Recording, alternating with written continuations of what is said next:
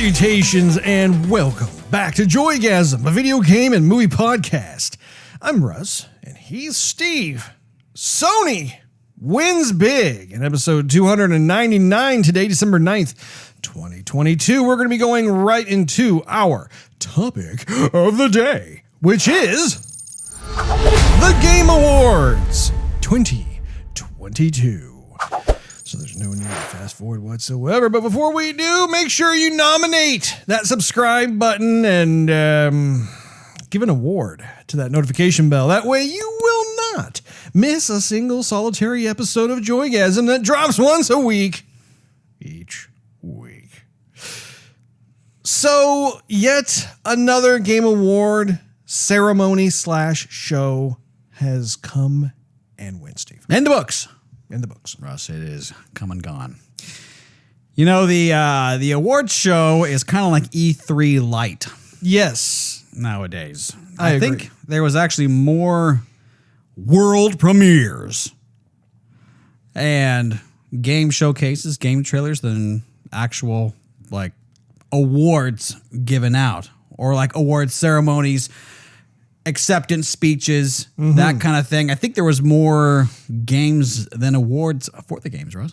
Yeah, I think and I'm not complaining at all. I actually really like seeing other types of premieres or announcements or perhaps trailer updates to pre-existing games in development, just because first of all, I just love seeing more footage. Course, Who doesn't like seeing more footage of your favorite upcoming games? But at the same time, too, you know, it's the show itself is a little different than, say, the Grammys or the Oscars. In the sense that, like, typically you have more of a refined flow of things where, like, you know, you have the host who's cracking jokes and making small talk. I mean, ideally, like, the good hosts are the ones that can really just keep things moving in an interesting, fun, chuckle kind of way. Like, oh, ha! Yeah. And see, Hollywood, you know, they're a bunch of actors. So, like, naturally, it just works very naturally for them anyway.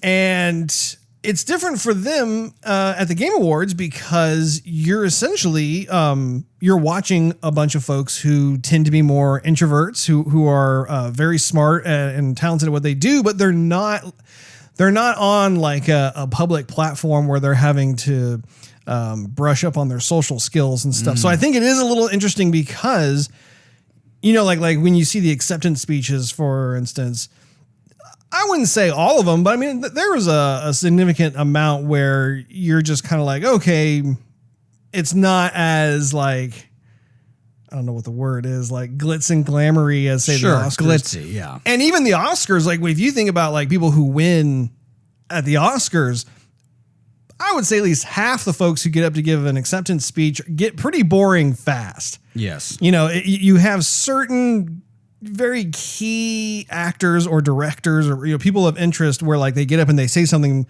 perhaps profound or something that's memorable. And, you know, those are, of course, the highlights and things that people remember. But yeah, it is interesting. But I, for one, really like how the Game Awards does embrace that. And we've talked about in the past about how when it comes to like them taking a commercial break, I'm into the commercials because it's all gaming as opposed to like anything else. If I'm watching another TV show or whatever, then I hit the mute button and I walk off and get a drink or a snack or something. One thing I noticed about this show too was that in previous shows past, it seemed like when someone got an award, it was like, oh, it's just kind of new. So, thanks. I guess I'll sit down now. You know, they do the whole thing where they like look at the camera and they're like, thanks.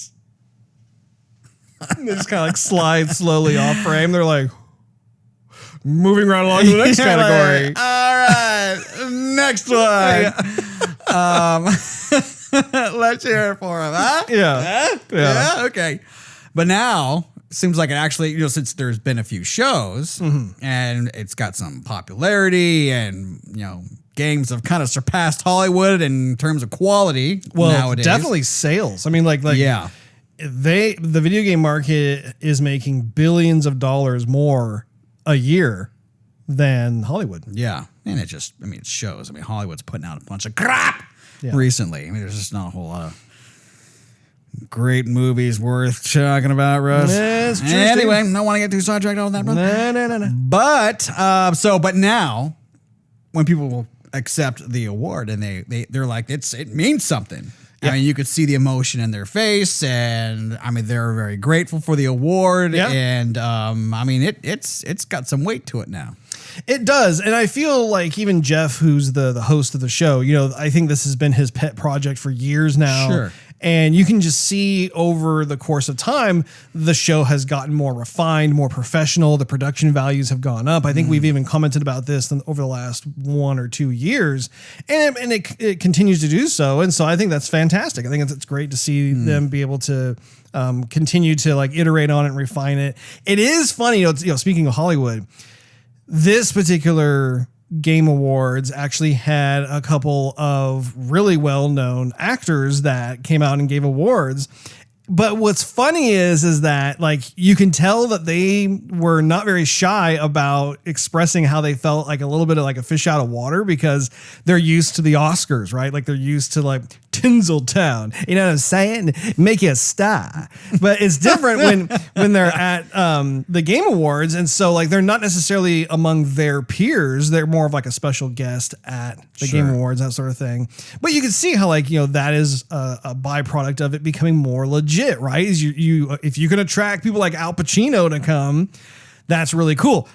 At the same time, it is really funny though to watch him, because he's struggled to like come up with like something that was relatable to the crowd, because this crowd it's a different crowd. Sure. They're fans of his, like they're fans of going to the movie, right? But he's just like, I don't really play video games. My kids do, and my kids, I watch them. The stories, they're fantastic. I don't know what I'm doing here. I'm happy to be here, but I picked out my favorite black scarf. Yeah, I'm probably dressed better than all of yous. Thanks for watching my movies. Watch The Godfather at some point. You got my paycheck. Anyway, it was funny to see that, but I am the Elden ring. I got rings on. Yeah. Oh boy. It was funny.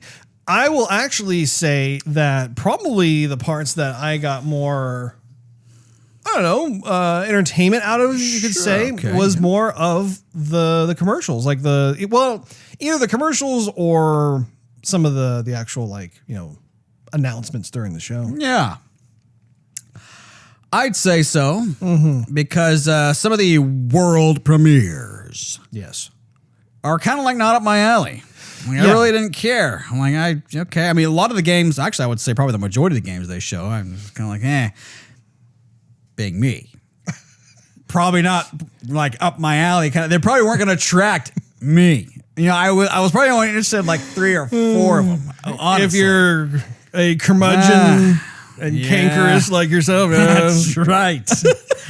I'm probably not going to play a bunch of those. But I actually made a list of some of the things that, I for one, was a little fuzzy on. I forgot that there were certain titles that I wanted to run by you that we'll do so in just a moment. I do think it's worth noting that Sony won big. They did, Russ. Elden Ring and God of War Ragnarok were kind of going to fisticuffs on the awards. I think God of War Ragnarok probably garnered more, like in terms of quantity, they garnered more awards. But then Elden Ring won the coveted Game of the Year, which I think is not really too much of a surprise, just because it's so popular with everybody who's played the game. But having said that, I don't feel like it was a cakewalk for them either, because you had a number of other titles up for the same award that were also heavy hitters. I mean, God of War Ragnarok is a heavy hitter unto itself. Horizon Forbidden West was another one that was a big heavy hitter. Stray. Stray is like, we haven't played Stray, but like I have colleagues at work who've played it, and they actually find it to be a very unique game experience. It's a very original game. So we'll have to, I don't know, maybe we'll pick it up and try it out at some point. Yeah, Russ, I'll let you get that one. What was surprising to me though, Steve. Yes, Russ. was how Horizon Forbidden West got shut out. I don't think they won a single award last night. Nah. And I feel bad for them because like I'm currently playing through the game right now. Like I've probably got at least 60 hours into the game now. Sure. And fantastic game. Like it's an improvement on the original in every sense of the word. All kinds of new things that they have introduced to like the in terms of the world, how you traverse it, the swimming aspect of it. That is something that is not an afterthought or a marketing ploy at all. Like there is a lot of like underwater sequences. So they've completely, introduced this new form of exploration and discovery within, not to mention the fact when you're fighting like, some of the cyborgs and stuff underwater, that's a whole new level of threat. So that's just one little part of it, but they really did get shut down at the awards. Yeah, Russ, what are you going to do? Sorry to hear that, but I'm sure you are. I know nothing of the game. I haven't played it myself. So, yeah. I'm thinking about getting that game for you because actually, come on. I want to get you both games so that way you could start because the story resumes where the last one left off. So like you need to play the first one and then get into the second one, especially now that you have a PS5, Steve. Yeah, but I have so much other stuff to play, Russ. Also do I. We're just gonna add those two to your stack. Yeah, you need some Aloy in your life, Steve. Alloy. I already have some alloy. Aloy. Mm-hmm. That's right, Steve. Yeah, that's right. Were you happy to see that Elden Ring got Game of the Year, or were you hoping for God of War? Because I know you've been playing a lot of Ragnarok lately there, Steve. Well, I've been playing a lot of... I was playing a lot of Elden Ring throughout the course of the year. Most of the year, yes. Most of the year. I would... Okay. So... Okay.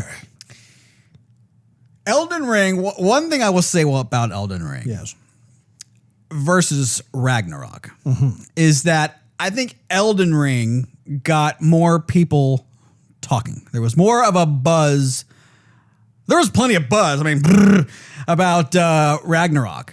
But it got other gamers like myself to play a From Software game that might have otherwise not even touched it. Yeah. And then not only that, there was tons of content out there of people trying new stuff. Hey, I've discovered this. Hey, you got to get this. I mean, how many times have we watched, animated movies? I don't know if I want to mention the guy's channel or not. I mean, maybe we should, but there's some funny stuff that people have made. F that guy.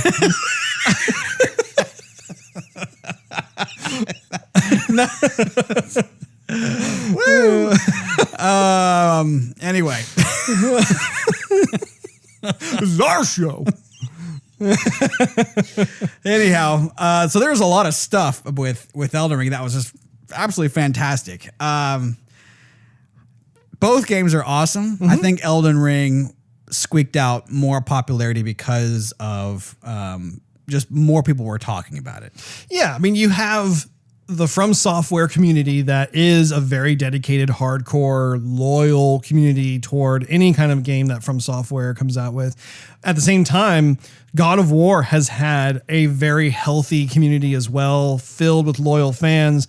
And you have to remember that I think they came out with like 3 previous God of War games before God of War 4 for the PS4 and then God of War Ragnarok. So, I mean, it's been around a while. Like I would say 20 years-ish, something like that. So, each one has their own respective group of folks who just absolutely adore the game. But I will say that the previous God of War, here's what I would say is the original 3 God of Wars didn't have that much of a community. No, I mean, it did. Like I remember having certain friends who were, they started playing God of War back in the day. They were very into it. I mean, like they were showing me the game. They're like, "Oh, Rush, you got to try this." And that was back when I think the first God of War came out for like the PS2.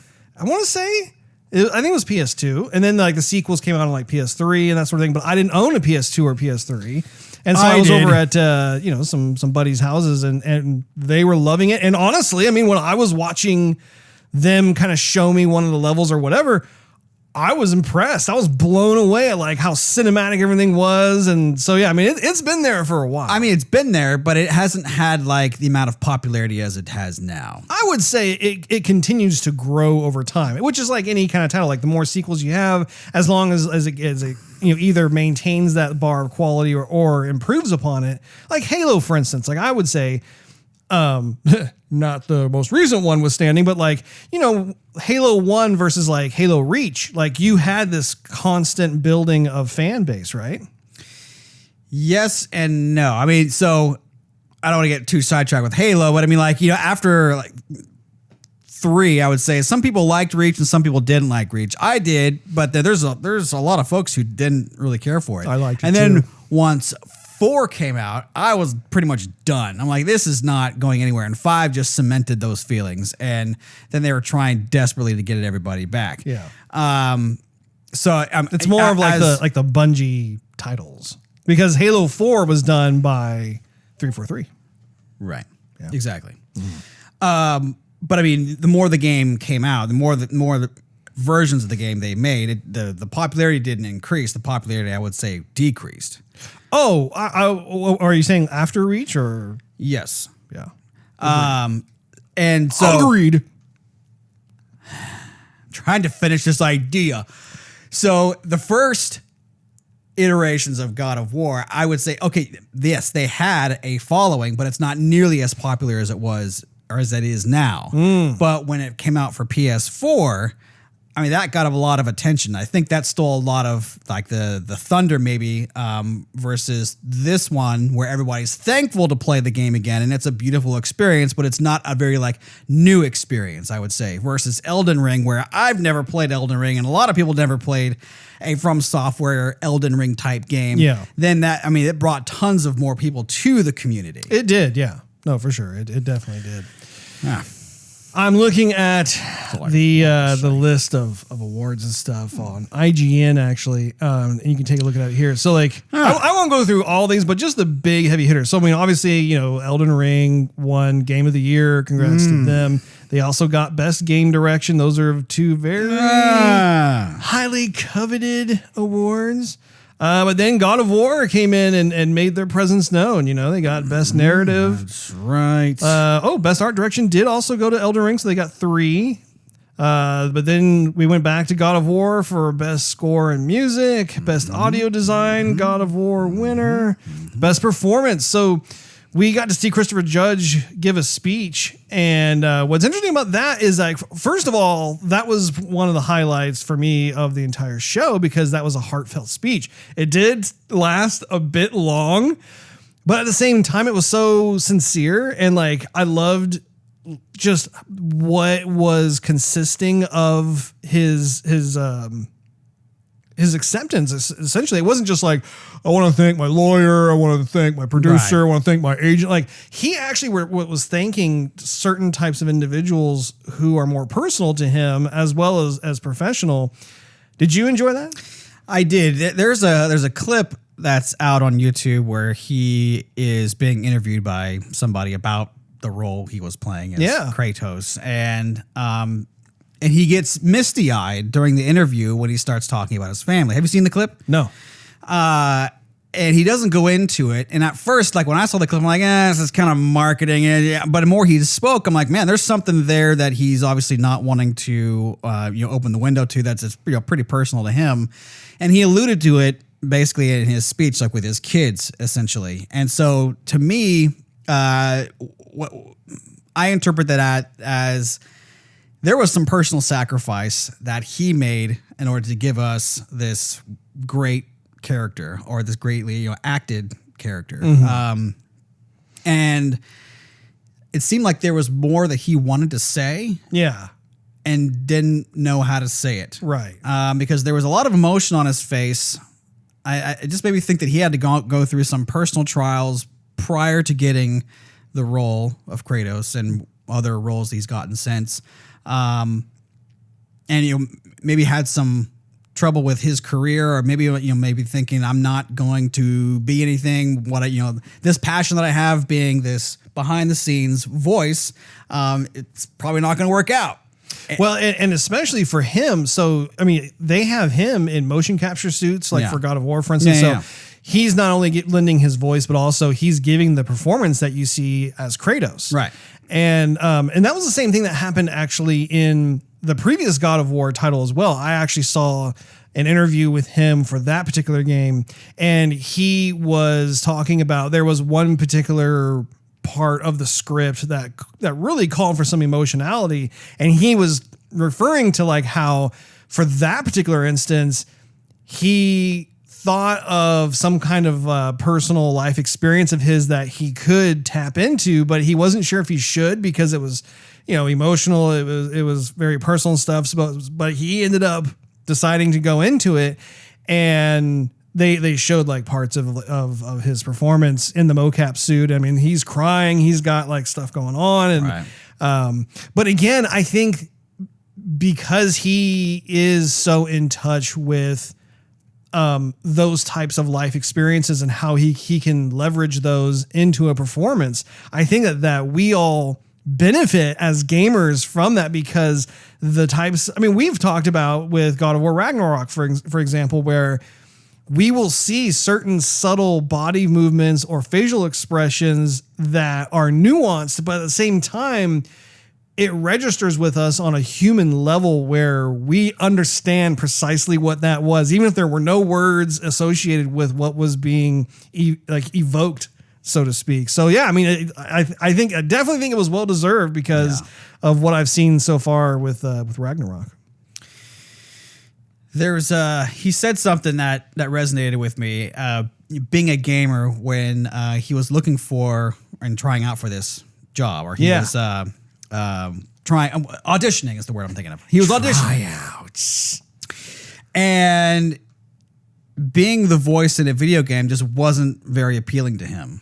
Like, video games are for kids, they're not for adults. And he got started back in like when God of War first got started, which was like, 20-ish years ago. He hasn't always been the voice of Kratos. There's been a couple other voices.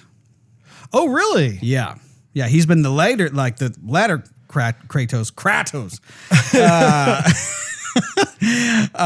But he hasn't always been like the voice. Think of the word crater. Kratos. Yeah. Not a bowel movement, Russ. No. Not a Kraptos. No. Not by a long shot. Anyhow, and so he was kind of poopy pants about the whole thing. He was like, I'll do it. I need the money. I'll go ahead and do it. Whatever. I'm like the last pick, whatever. And now he is getting this award for a game that's sold millions of copies. Al Pacino is handing him the award, and he almost doesn't know what to think of it. Never thought he'd be there in his life. Like, a game award, what's that? Who cares what that is? Like, it's never going to amount to anything. Yeah. I don't know. I just saw the emotion on his face, and I just kind of, I thought, you know what? That's like I told you so moment. It's true. No, it's definitely true. So no, it was definitely a treat to see him win that award and hear his speech. But if I go back to some of the other awards, that God of War 1, innovation in accessibility was another one. We have best action adventure game. This is what surprised me a little bit, simply because both A Plague Tale Requiem and Horizon Forbidden West were in the running for that. And I don't know, like, just thinking about the sheer number of awards that God of War Ragnarok received already, it was like this particular area could have been something that perhaps one of these other titles could have won.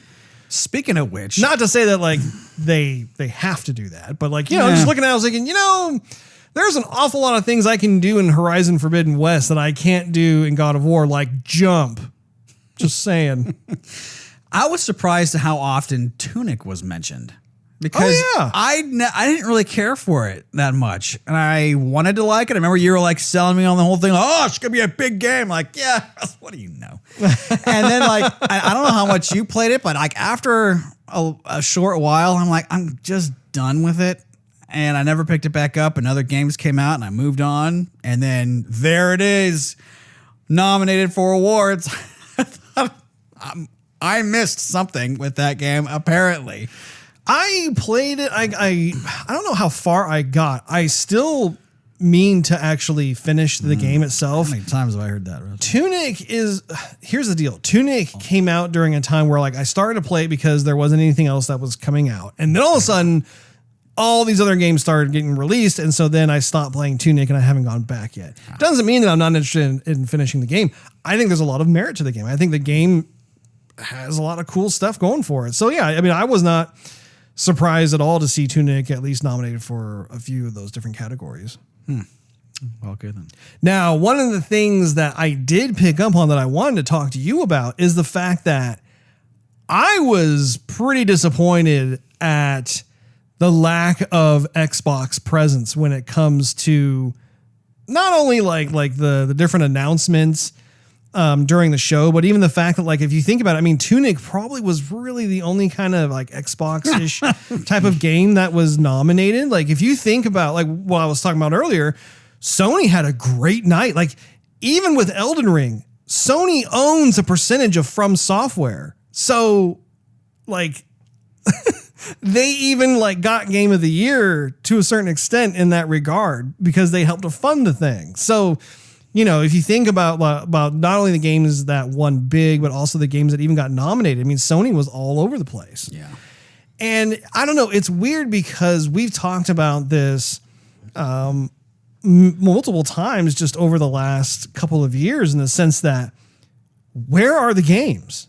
Mm-hmm. You know, we keep seeing the Microsoft stable grow and grow. I don't even remember how many. I mean, they have like something like 20 first-party studios now from after all their acquisitions. I can't remember exactly like what the correct number, the accurate number is, but you know, you look at like an infographic of all the different studios that are under the Microsoft first-party umbrella. Where are the games? Yeah. You know, and like last year, for example, like last year we had Forza Horizon 5, which came out. Great game. We had Halo Infinite, which, you know, the single player campaign, it was fun to play, but I mean, they didn't have any co-op within the single player campaign. Yeah. And even the multiplayer was like, it was like lacking. Battle Pass was weird. It just wasn't like at the level it should be for a Halo game. We go to this year, I can't think of a single first party game that they have released that's been like, you know, a tentpole game. Neither can I. I mean, if you think about it, like all the games that we've been playing this year, like Elden Ring, you know, that took up at least half our year playing. Yeah. And then, you know, I was playing some Horizon Forbidden West and we're playing some God of War Ragnarok. I mean, it's been a Sony year, which I mean, I get it. Like sometimes like you have companies that do this whole ebb and flow, right? Where like certain high profile AAA games are in development. So therefore maybe there's a year where one of those two companies kind of becomes more quiet, right? And then the following year they release some big hits or whatever. But I don't know, like it was just one of those things where I was watching it and I was thinking, man, like literally the only kind of presence that Xbox had was Phil Spencer in the audience. And he didn't even look too impressed either. He was like, oh, Phil Spencer. And he kind of went like, yeah, he did. He's just like, yep, they made me come.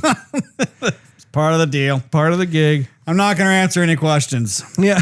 But I'm here. Yeah. So, I mean, but I'm sure that has to have passed like through his mind while he was there. Like, okay, yeah, we need some more like presence or representation. Surely something, I don't know. Cause I mean, I was even thinking about last year. What do you recall which game won game of the year last year? The Game Awards? Hades. Was it Hades? Was Hades last year? Maybe it was. I'm thinking it was. Yeah.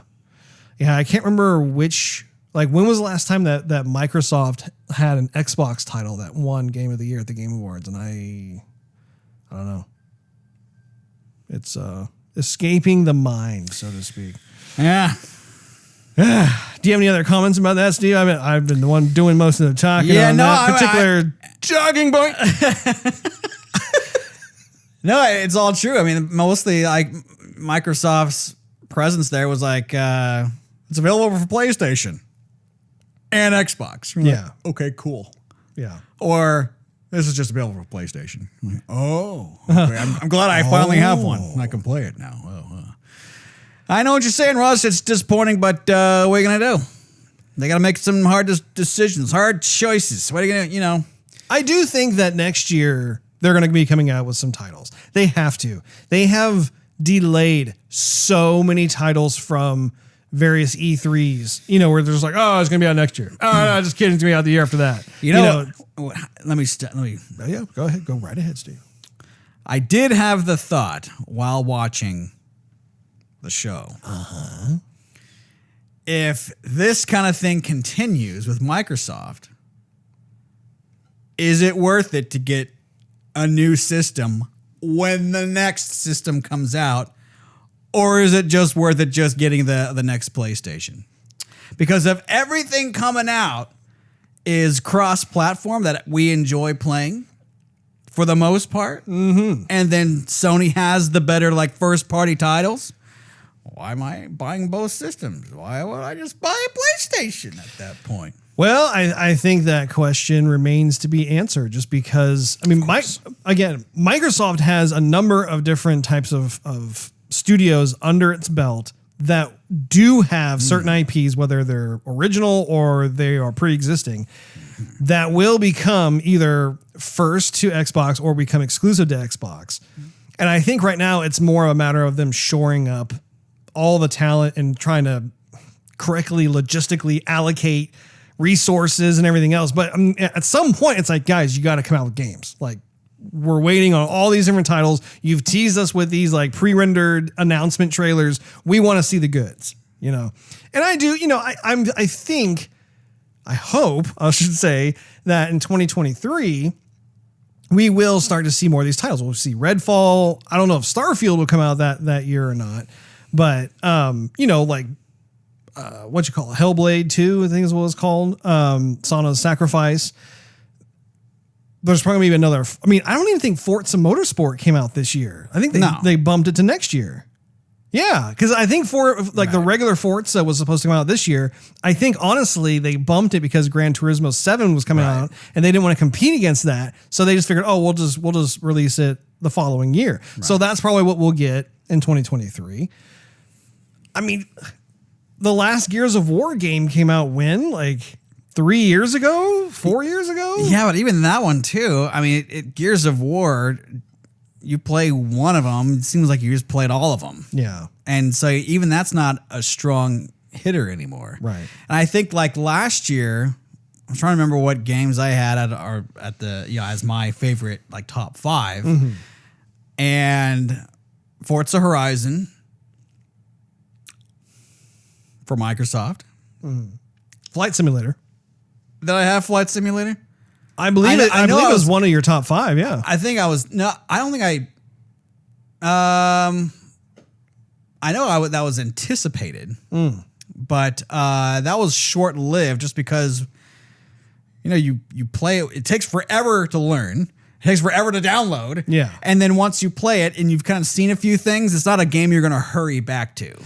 Yeah, maybe you considered it. Maybe you considered adding it to your top 5, and maybe it got edged out by something else. I can't recall, but that's why podcast episodes are available, so you can go back and check them out or watch them. Yeah, just check them out.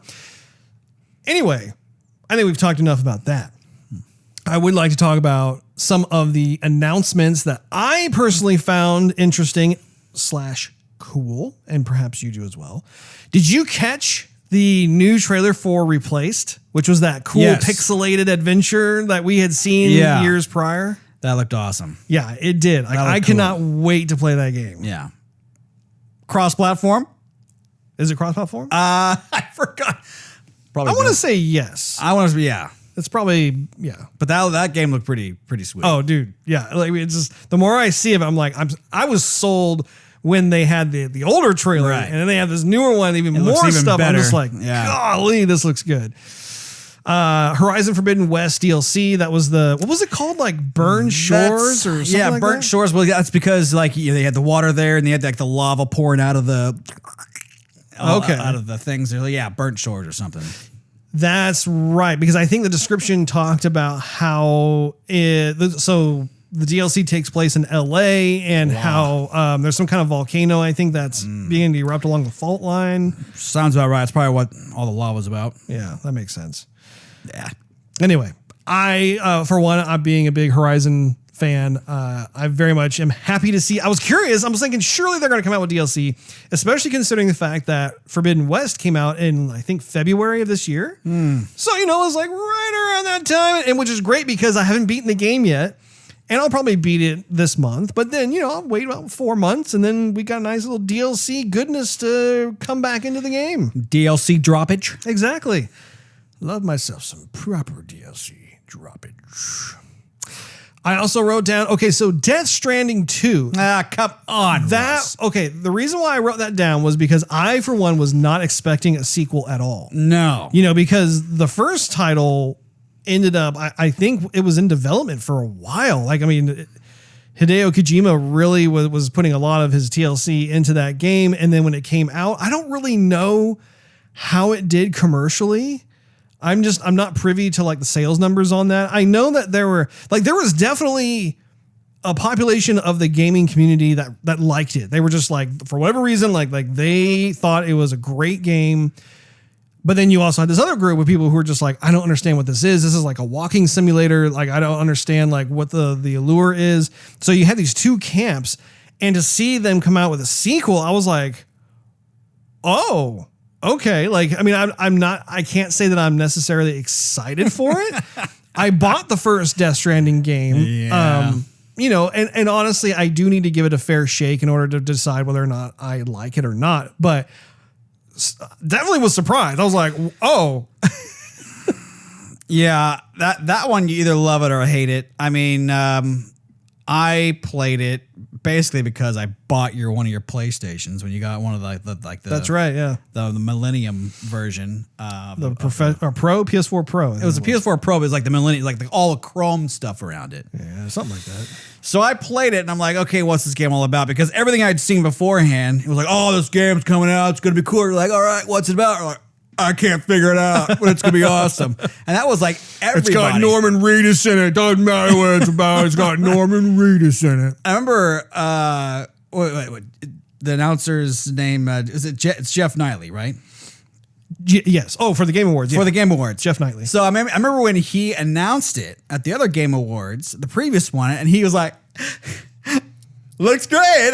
Okay, cool. And even he was almost at a loss for words. He's like, oh man, I really like you, Hideo Kojima, I completely honored that you're here. And it gave the guy a hug and everything, he's a big fan, but he couldn't make sense of the game. Everybody else was just sitting there clapping. Good resolution. Graphics look good. Can't figure it out. What's the story? Not sure what's going on. And then I played it and I thought it was going to be something there has to be some action in here. There's scary parts. Yeah. And there were. I got far enough to where I did experience some of that. It's intense. It is. There is something to be said for it. So that's why I'm saying I'm not writing it off. I need to play it longer and see what's going on, see if I really like it or not. But I can tell you, I've gotten far enough to where I've come in contact with some of the baddies. It's it's a thriller for sure. And by the way, it's not Knightley, it's Keeley. Jeff Keeley. Keeley. Yes. Godly. I'm horrible at names. It's okay. That's why I'm here. That's why you're here. Sometimes I mess up on names and you help me out as well. The thing is that I'm more excited about new DLC. For example, I could go back and continue playing Death Stranding or The Witcher, New Game Plus, next gen updates coming. I'm like, woo, there might be. I've been dying to get back into Red Dead Redemption 2. I've only played it once. I haven't played it twice. Yeah, I've been dying. So I have that weighing on me too. Plus new games that are coming out, and so Death Stranding is a very low priority. Sure. Speaking of RDR2. I am still trying to convince Nick that he needs to play the game. He hasn't played it? He barely barely played like the beginning part of it when like you're kind of being introduced to the game mechanics, but like he was like, oh, it's too much like real life. Like I don't like having to feed my character and take naps. And I'm like, no, dude, you don't have to do that. You can if you want. You're like, no, you've got to play this game. Like this game is a life changer. Like it's one of the best games ever. And he's not playing it. Like he has some kind of mental block where he just feels like it's not like the game that for him that he would like. I'm like, dude, you loved the first RDR. Like this game is like twice as good as the first RDR. Like you have no idea what you're missing out on. I'm amazed. I mean, the game, we're going to get too distracted here, but the game has so much environment. Oh yeah. That you sitting at your campfire, you get immersed, eating something or taking a nap. Yeah. And it's not like you're resting for 8 hours. I mean, you are in the game, but like you don't have to sit there and be like, can I wake up now? Yeah. You know? I mean, it doesn't take much time at all. And then sometimes you wake up and you're covered with bandits and like they've tried to rob you. Sure. Or like it's even entertaining when like I hadn't slept in like 4 days or anything and he's just trudging around like, hey, yeah. I'm like, what's wrong with him? Like, I don't get it. And I'm like, I haven't slept in 4 days or eaten anything. I would like, he's starving and he's exhausted. Yeah. Anyway. It's true. No, it's definitely true. It's funny. But we got to stay on him because he simply has to play through that game. Anyway. Yeah. Moving right along, Star Wars Jedi Survivor finally had a trailer come out. We're both fans of the first game, Star Wars Jedi Fallen Order, which was I would say one of the best Star Wars games ever, period. That's true, Russ. That is true. So I'm looking forward to that one, but I'm not like crazy excited about it. Why not? Not crazy hyped. Why not, Steve? It just looked like more of the same, which I like, but it didn't look drastically different. They're probably expanding upon what they've already started with, and like you're certainly going to different worlds. Mm-hmm. The fact that you can ride on top of like different types of creatures and beasts, I thought was great. It was kind of a callback to Empire Strikes Back when we were all introduced to the Tauntauns. You know, things like that, which is just a lot of fun. But I cannot wait. A buddy of mine actually is actually, I think I have 2 friends that are working at Respawn on that game. Super excited to check it out. So, this is one I want to get your take on. So I just wrote it down on the list. Final Fantasy 16. Is that a game that you are eagerly anticipating, or do you feel kind of ho-hum about? I'm ho-hum about it. Okay. I think I've kind of passed on Final Fantasy. Wow. Yeah. I don't know. I mean, I think I'd be looking forward to like if they came out and said, "Hey, well, here's the next iteration for Final Fantasy VII Remake." Okay, I'd be excited again. Or if they were announcing, "Hey, we're remaking Final Fantasy VIII or 9," I'd be like, "Okay, here we go." But so many of the Final Fantasies that have come out are like the same exact game, and the characters all look the same. I don't know. It's hard to really get stoked about it. Okay, fair enough. Now, From Software actually had a trailer for Armored Core 6. I don't think I had, Yeah, neither one of us have played any of the previous Armored Core installments. I didn't even know they made it, honestly. I had heard just from doing research on From Software, the name sounds familiar, but I do think that just judging from the last couple of games that I've played with, well, not with, but like just from Software, it's so weird to say that. This definitely piques my interest too because it's such a different game. It's I at least I anticipate that the game mechanics are significantly different than, say, that of Elden Ring or Shadows Die Twice. Yes. Sekiro. But anyway, 3 times. I think, I'm interested. Are you interested in that game? I am, yeah. Especially after my experience with Elden Ring. Yeah, It's some mech warrior action going on. Let's give it a shot. Yeah, for sure. And the game, I mean, we didn't see any gameplay, but those cinematics. Those are legit. It's like, man, you guys paid a pretty penny to have those things rendered. Yeah, for sure. Looks awesome. Jeez. And imagine, like, you know, what they did with Elden Ring, for example. Think about what they could do in a sci-fi environment with on next gen systems. Yeah. You know, with their game engine. I think it's going to be pretty cool. Yeah. Cyberpunk 2077 also has a DLC drop called Phantom Liberty, which we already know about, but the big surprise was that Idris Elba is going to be in the DLC, which I'm like, you know what? That's a nice addition. I like having me some Keanu Reeves in my Cyberpunk. Now I'm going to get some Idris Elba in there. Good choice. I'm very excited indeed. Still haven't beaten the game yet, Russ. You have Sony games you have not beaten yet, Steve. It did look like what we saw had a little graphics bump too. Does that look like that to you? Yeah, perhaps. I mean, they're always working on that game. They've always been improving. You know, despite the fact that they had a rocky launch, I do appreciate how rocky they've been avalanche. Yeah, they've been systematically making more updates, more bug fixes, more drops, more like kind of like trying to make visual updates and that sort of thing. So free DLCs and stuff. Yeah. So like, I mean, they're definitely trying to right that wrong, which you know, it's better than not doing anything, right? Street Fighter 6 is a game that we are both excited for. We've been excited about as they keep dropping different trailers. This one in particular that they showed, it looked like they had like a bunch of new characters I've not seen before, and I have Street Fighter 5. I didn't recognize any of those characters that they were showcasing in the trailer. I was thinking it looked kind of like Tekken. A little bit. And not too much, though. Just a little bit. Just a little bit, but it's not a good a little bit.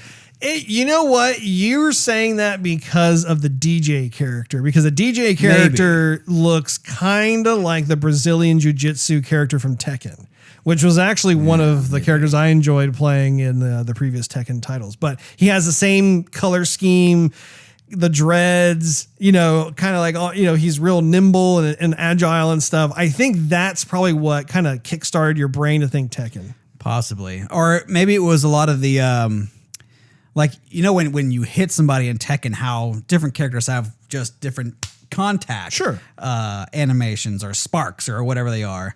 And I haven't played a ton of Street Fighter, so I don't know when or if they introduced that anytime before. They have, yeah. This one. But when I saw that, it reminded me also of Tekken. Gotcha. Yeah. Fair enough, Steve. They also had a Suicide Squad trailer, which was fun to see once again. Seeing the gameplay of that, I cannot wait for that game to come out. And I don't know if we talked about it on the program or not in the past, but the Rocksteady Studio founders left Rocksteady this year. Sefton Hill and Mr. I want to say his last name is King. Anyway, the two founders of Rocksteady shocked me, like, because Suicide Squad hadn't even been released yet. Apparently, they're off to a new venture in the gaming world. It sounds like they are going to start up a new studio or something. But interesting. This is kind of their, you know, the last Batman game as we know it that they are going to be touching. And I loved how at the end of that trailer they said, "Thank you, Kevin." Yes. And it sounds weird to say, but I think with his passing, that's really going to garner a lot of more interest for the game. Like no one who has ever watched or you know the animated series or played some of the Batman Arkham games is going to pass this up. Right. And if anything, they're going to play it on day one. I know I want to play it on day one. Oh yeah. I want to, you know,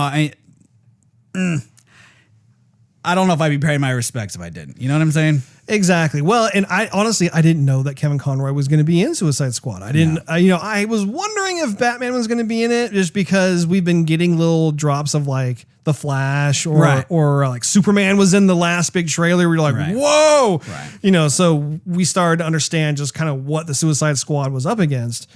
And so, yeah, it makes sense that Batman's in it. But yeah, I definitely am going to be picking that game up. That's going to be, again, and I think that game's come out in 2023. So like, I think 2023, if we can believe the release dates, will be a banner year in terms of like just a sheer volume of games that need to come out already. That's about all the ones I had as a highlight on my particular list there, Steve. What about Crime Boss? Okay, so Crime Boss, I'm not too sure about because you're watching the trailer and it's obvious that the big selling point is, hey, we've hired all these well-known movie actors from Hollywood to play these characters in a video game. The video game itself is still 3D animation. It's not like we're taking film footage of these actors doing their thing, but we are taking their likenesses and basically making like a GTA, but with actual actors in it. I don't know what to think about it. I think that for me personally, the jury is still out. I think that the cast is fantastic. I'm fans of everybody who is in the game. I just don't know if the game itself is going to be good. I'm curious about it. I mean, it looks kind of like a spinoff maybe of GTA, possibly. I mean, dude, it had some serious GTA vibes, and I don't think Rockstar Games is associated with that at all. Yeah. I think that they are.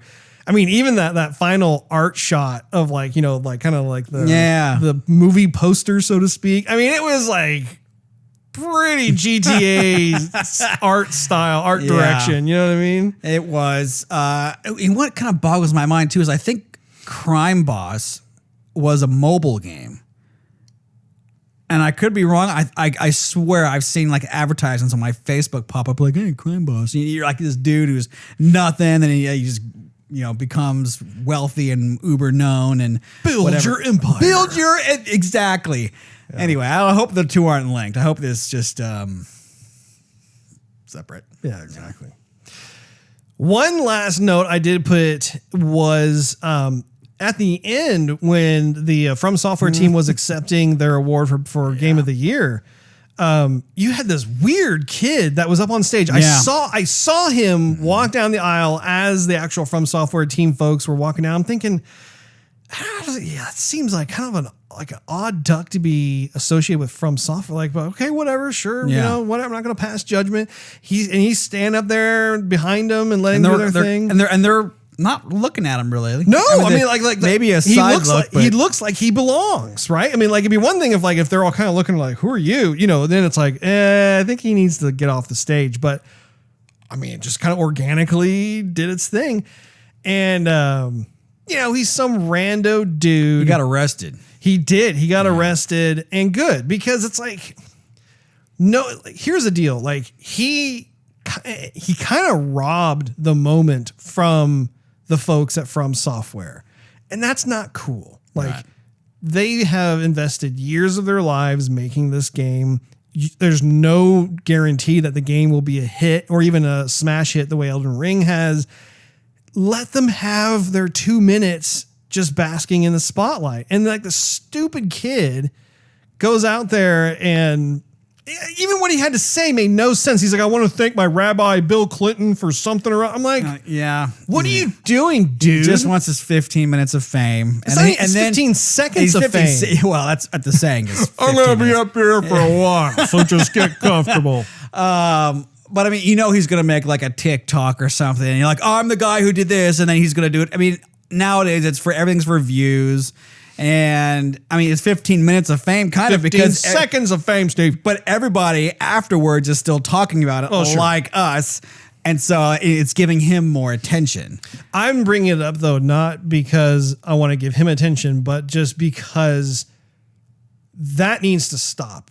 Like, we're seeing this isn't limited to the Game Awards. We're actually seeing a trend occur where, and it's always with the younger generation, like the 20-somethings, the Gen Z, where they feel compelled to like rush the stage, whether it's a comedian or it's at the Game Awards or like other things too. And it's just like, okay, there's a certain level of decorum and social etiquette, right? Like that's not cool. No one looks at that and goes, oh man, that person. I want to be that guy. Yeah. Like, no, you look like you belong in a mental institution. Like what are you doing? And it's disrespectful. It's just not cool. And my thing is I wanted to bring it up just because I just wanted to be able to express that point of view in the sense that like, hey,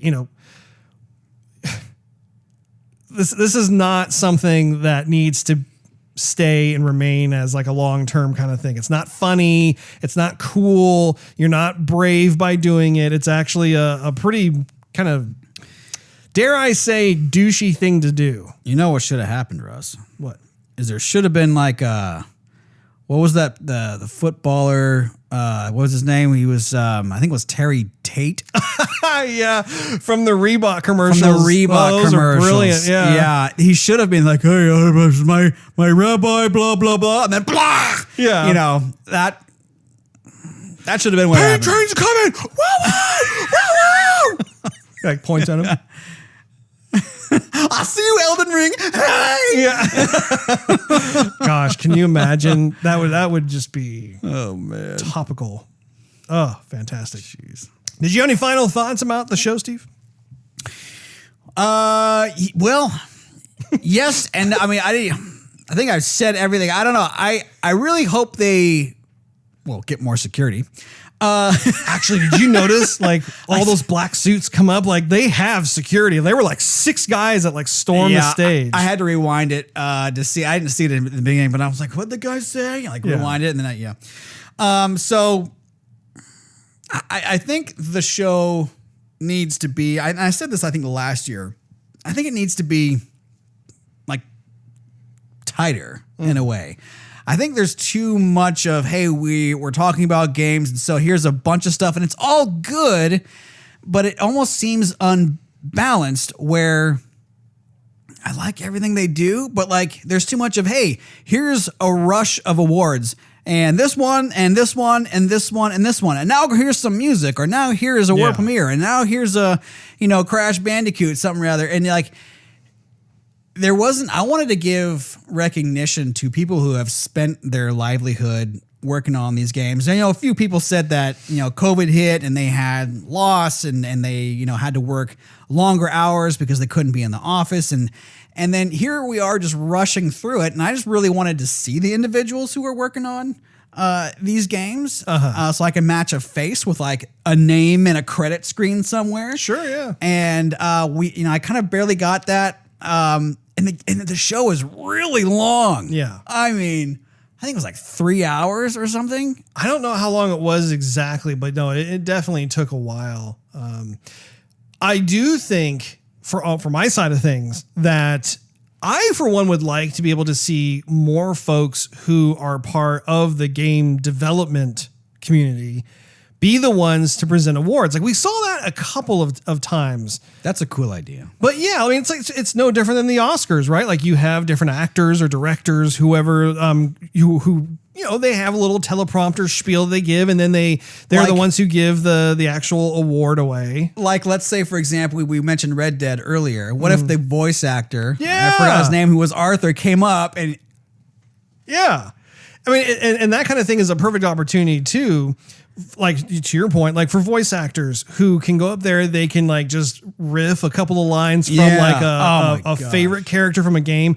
That will instantaneously generate interest from all the viewers who are like, oh, that's great. That person did it, whatever. Like that kind of stuff would be a lot of fun. So tweet old Jeff tonight that idea. That way, Jeff doesn't have to be the one who's always. Because like, I mean, the guy needs a break. I mean, like the poor guy is like having to like try and maintain this level of energy throughout the whole entire thing. And he does. He definitely has a lot of energy to spare, which is great. I also wanted to commend Sydney Goodman, who was kind of like his tag team host, and in a way, co-pilot on that magic carpet ride. Yeah, well, like she was there at the beginning, and then she was kind of sprinkled throughout a little bit here and there. For one, I'm a big fan of Sydney's. I loved having her on IGN when she was on IGN for a while. Then she stopped, and I'm not really sure what she's doing these days. But she's bubbly. She's got the positive energy. She brings like just a great presence to something like the Game Awards. So like looking at stuff like that, I was even thinking about how you have other types of well-known personalities when it comes to more of the communications side. I mean, like. You could have Greg from Kind of Funny perhaps give like an award or two, or Alana Pierce is another one that people really respect and enjoy hearing her speak and stuff. Maybe she could give some awards. I mean, there are a lot of folks who I think they could draw from. And ultimately, it would make it more visually interesting. And I think it would flow a lot better too. It would feel more cohesive as opposed to like, it's almost kind of like an arm's length, like, Jeff Keighley's on one side and then like, the game company people are on the other. And it's kind of like, I'm here for my award. Okay, thank you. Like I want there to be kind of more of a sense of intermingling. Yeah. So I like that idea. thank you, Steve. That wraps up this episode of Joygasm. Thank you very much for hanging out with us. If you enjoyed this episode, we invite you to check out patreon.com/Joygasm, where you can enjoy exclusive perks and early access to the show. Not to mention it financially helps us do the podcast. Also, make sure you click on that subscribe button as well as that notification bell. That way you will not miss a single solitary episode of Joygasm. That drops once a week each week. And you could do a search for @Joygasm TV on your favorite social media platform of choice. Be all into that Joygasm community and behind the scenes goodness. And last but not least, you could do a search for Joygasm TV on Twitch to see us stream our gaming adventures live every Wednesday night at 9:30 p.m. Central Time. We hope you all have a wonderful week, and we look forward to hanging out with you once more next week.